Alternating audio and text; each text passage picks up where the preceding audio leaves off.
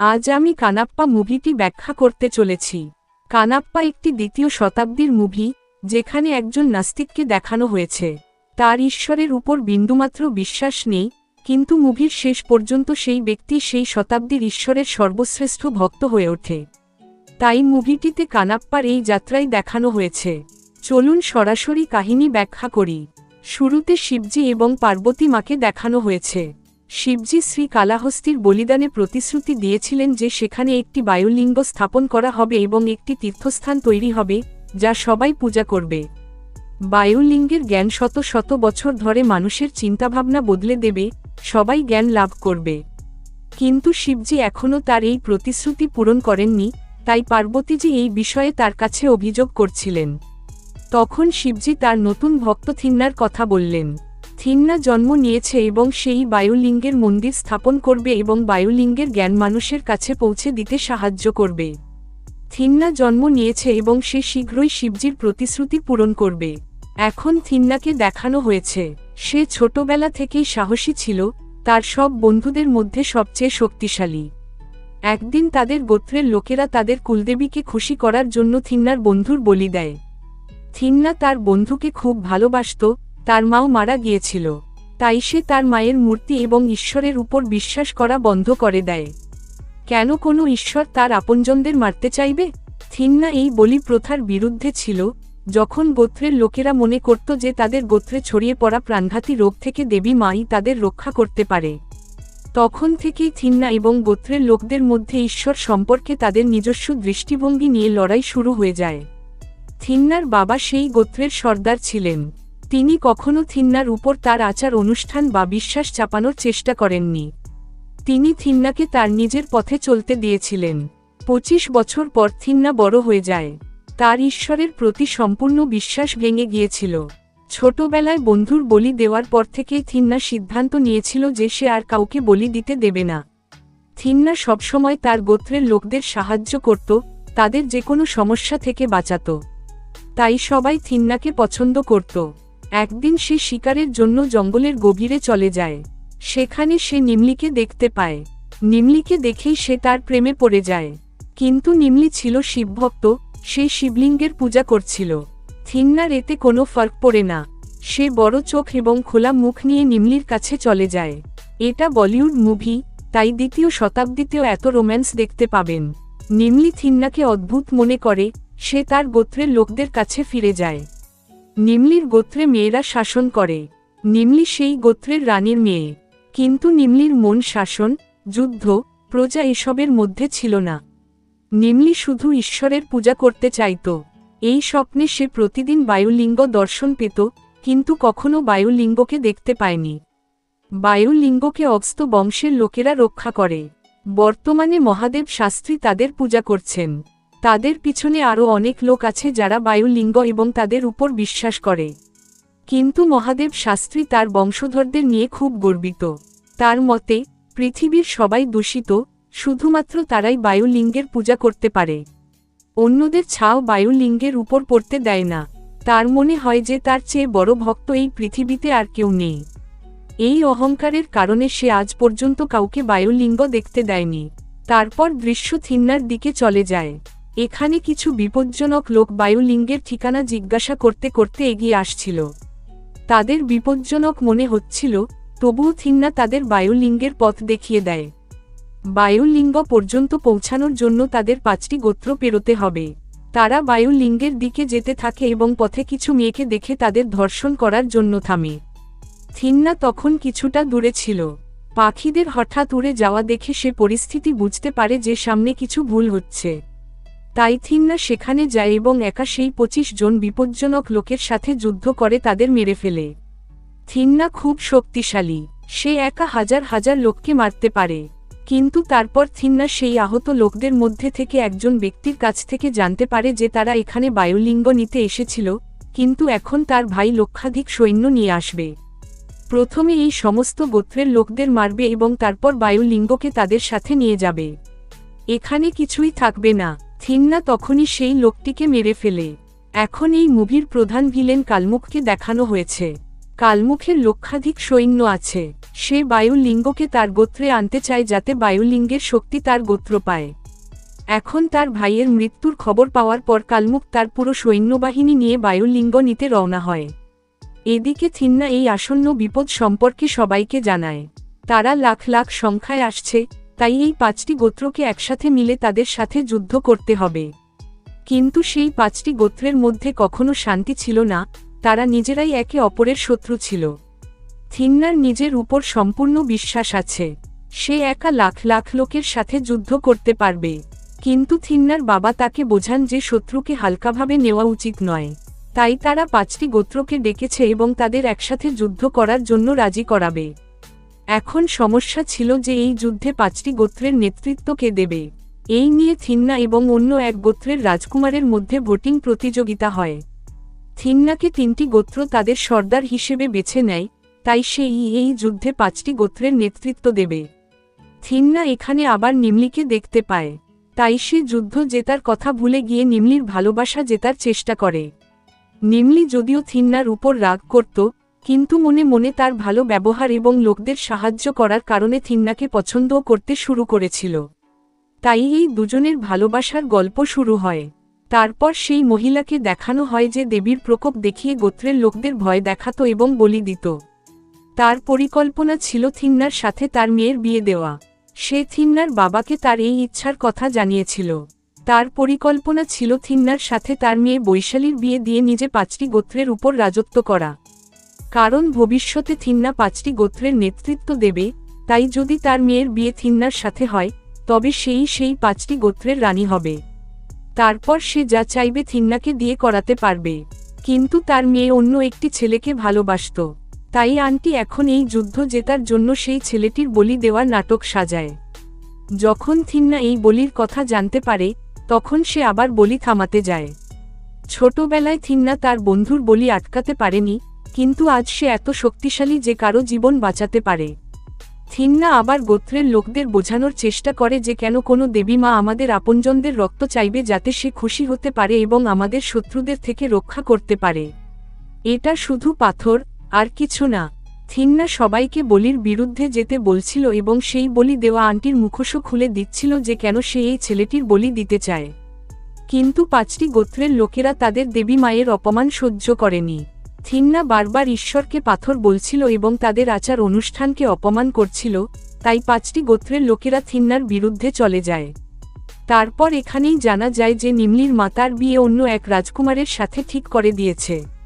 তাই থিন্না এবং অন্য রাজকুমারের মধ্যে লড়াই হয়। থিন্না তাকে হারিয়ে দেয়। সেই নিমলি সম্পর্কে ভুলভাল কথা বলছিল, তাই থিন্না তাকে মেরে ফেলতে যাচ্ছিল। এতে 5টি গোত্রের লোকেরা আরও ক্ষিপ্ত হয়ে ওঠে এবং এখন সবাই নিজেদের গোত্রে ফিরে যাওয়ার কথা বলতে থাকে। তারা থিন্নার সাথে মিলে কারো সাথে যুদ্ধ করতে চায় না।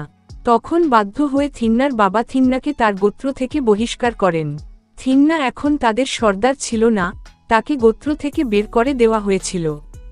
এখন পার্বতী মা বলেন যে ঈশ্বর এবং তার পূর্বপুরুষদের সবাইকে ত্যাগ করেছে, সে কিভাবে শিবজির এত বড় ভক্ত হবে? তার তো এখন কিছু বোঝা যাচ্ছে না। তখন শিবজি থিন্নার পূর্বজন্মের কথা বললেন। থিন্না দাপর যুগের অর্জুন।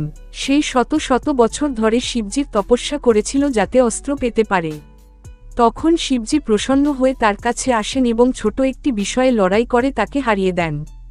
তখন অর্জুন বুঝতে পারে যে তাকে তো স্বয়ং ভগবানই ধনুর্বিদ্যায় হারাতে পারে, যার উপর তার কোনো আঘাত কাজ করছে না। তখনই শিবজি অর্জুনকে তার আসল রূপ দেখালেন এবং তার তপস্যার ফলস্বরূপ সেই অস্ত্র বরদান দিলেন। কিন্তু অর্জুনের সমস্যা ছিল মোক্ষ প্রাপ্তির। তাকে জীবনে মুক্তি পেতে হবে। সে জানত না তাকে মোক্ষ পাওয়ার জন্য আর কত শত বছর ধরে তপস্যা করতে হবে। তখন শিবজি অর্জুনকে আবার জন্ম নিতে বললেন।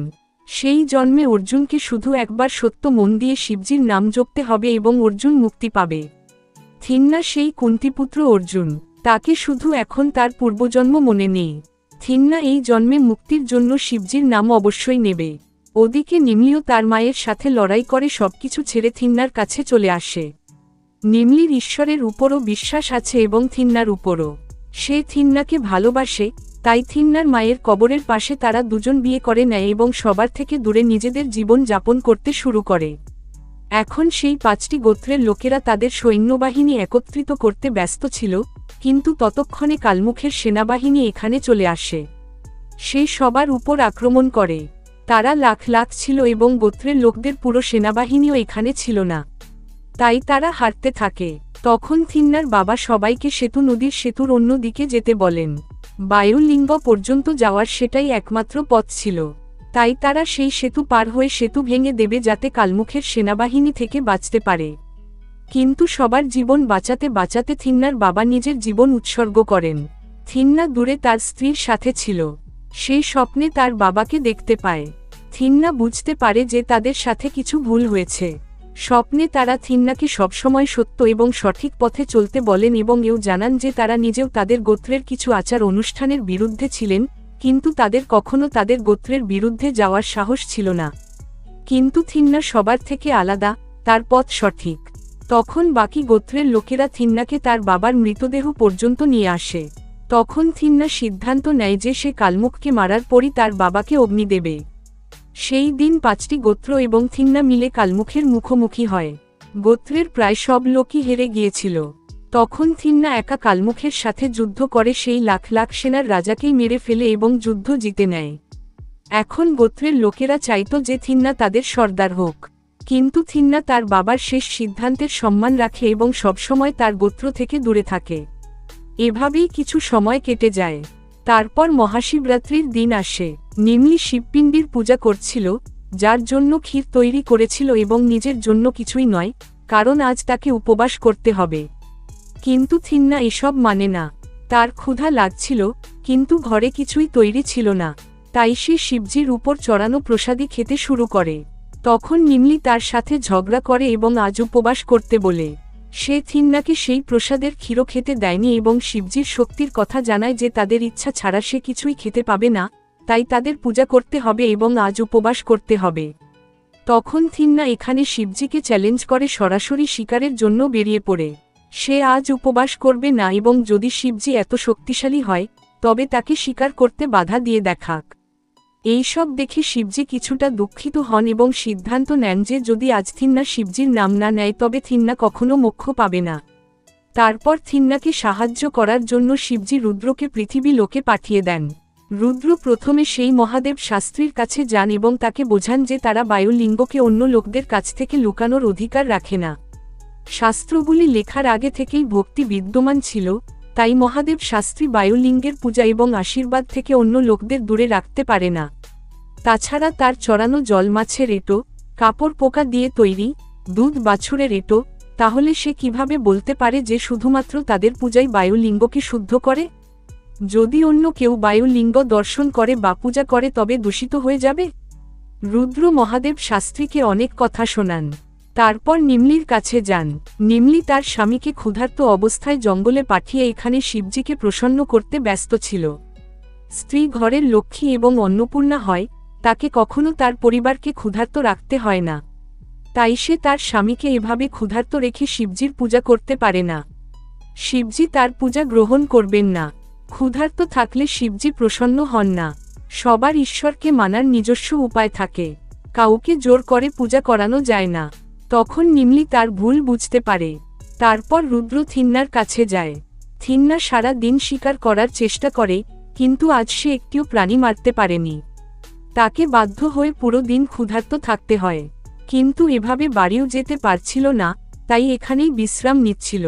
তখন রুদ্র এখানে এসে থিন্নাকে রাগাতে শুরু করে। সে থিন্নাকে তার উপবাস ভাঙতে না দেওয়ারও চ্যালেঞ্জ করে। তারপর থিন্নাকে সেই পাথরের নাম নিতে বলে। কে জানে থিন্নার ভেতরের রাগ এবং বন্ধ যা চলছে তা সব শান্ত হয়ে যাবে। কিন্তু থিন্না তাদের নাম কখনো নেবে না। ততক্ষণে রুদ্র থিন্নাকে খুব রাগিয়ে দিয়েছিল এবং তাদের দুজনের মধ্যে লড়াই শুরু হয়ে যায়। থিন্না রুদ্রকে তার জায়গা থেকে 1 ইঞ্চিও সরাতে পারেনি। সে তার সমস্ত আক্রমণে ব্যর্থ হচ্ছিল। উল্টো রুদ্র তার জাদু দিয়ে এখানে শিবলিঙ্গ স্থাপন করে এবং থিন্নাকে মারতে মারতে তার দ্বারা শিবলিঙ্গের পূজা করিয়ে নেয়। থিন্না শেষ পর্যন্ত যুদ্ধ করতে করতে হেরে যায়। ওদিকে ততক্ষণে গোত্রের সেই রাজকুমার সুস্থ হয়ে গিয়েছিল, যাকে নিমলিকে বিয়ে করতে হয়েছিল। সে এতক্ষণ অজ্ঞান পড়েছিল, কিন্তু জ্ঞান ফিরতেই আবার নিমলিকে পাওয়ার এবং থিন্নাকে হারানোর জিদ করতে শুরু করে। তাই নিমলিকে খুঁজতে খুঁজতে তার বাড়িতে আসে। নিমলি এখান থেকে নিজের জীবন বাঁচাতে পালাতে শুরু করে। তখন সেই রাজকুমার শিকার করার আনন্দে সেই ড্রাম বাজিয়ে দেয়, যা থিন্না তার স্ত্রীর জন্য তৈরি করে গিয়েছিল। এতে থিন্না বার্তা পায় যে নিমলি বিপদে আছে। সে রুদ্রের সাথে লড়াই করা ছেড়ে নিমলিকে বাঁচাতে ছুটে যায়।